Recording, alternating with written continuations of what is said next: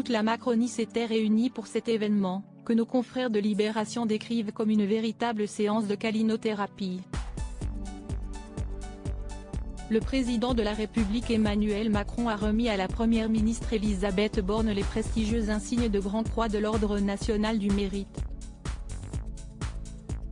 Il ne s'agit pas d'un choix, la tradition républicaine veut que la locataire de Matignon obtienne cette décoration après 6 mois d'exercice du pouvoir à ce poste.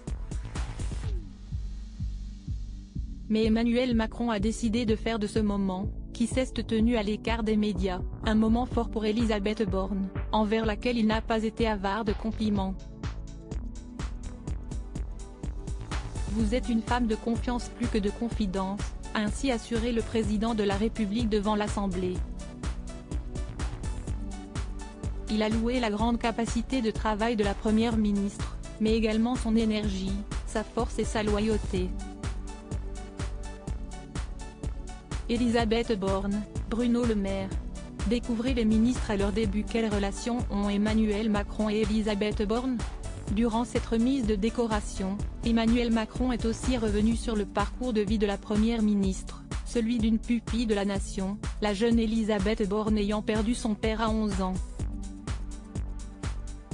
Ne s'étant jamais remis de sa déportation, il s'était donné la mort.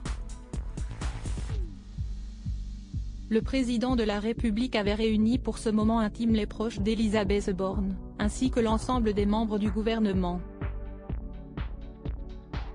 Mais Emmanuel Macron avait également invité ses propres proches, des membres de la Macronie battus à l'issue des dernières élections législatives. Parmi eux, l'ancien président de l'Assemblée nationale Richard Ferrand, ainsi que l'ancien ministre de l'Intérieur Christophe Castaner, qui a depuis pris la tête du Grand Port de Marseille. Crédit photo, Stéphane Le Mouton.